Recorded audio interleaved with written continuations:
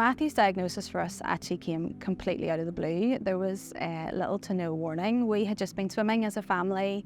On one Friday afternoon, Matthew had just complained as we were swimming that his clavicle was sore. It was only whenever the doctor told him to lift his arms that all of a sudden I saw all of these lumps on his side, and that was the first time that we'd seen them. So I don't know when they had been there from, but it must have only been within about 24 hours that those had come up. The GP was very good, sent us up to A&E that night, and he had some bloods and was examined there, and a number of hours later that was when we had that moment when the doctors call us into a side room without Matthew, and we knew. So the consultant and one of the doctors that had been treating us just said, he has leukemia, we don't know what kind it is yet, but you'll be admitted now. And that was the moment our wee world changed forever. Bit of a shock.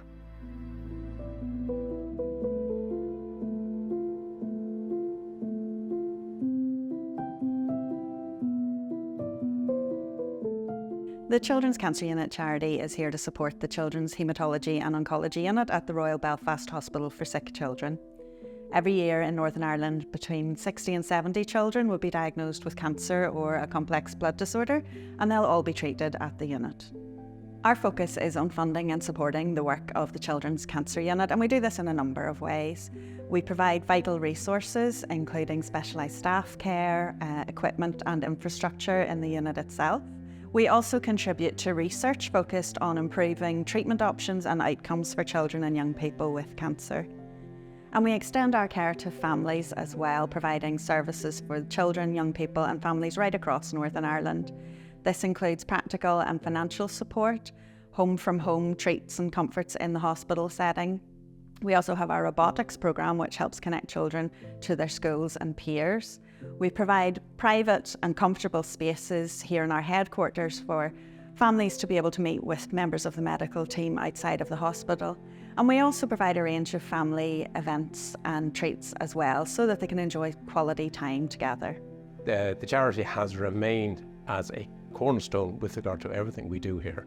A couple of years ago, we decided we needed to extend the bed space in our wards, and the charity provided funding to build 2 new, very highly specified rooms, which we use for our very high-risk patients.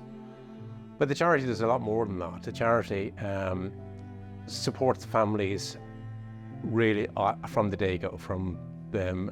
As soon as they come into difficulty, we can go to the charity, and on the same day they can provide financial or other support. It's not always financial. Charity also supports the staff here, and that is so much appreciated. It's very important for all of our staff to keep up to date from an educational point of view, and the ability to go to international conferences and the funding of it is just second to none. And certainly the whole staff very much appreciate that. And a lot of the units literally wouldn't be here without them.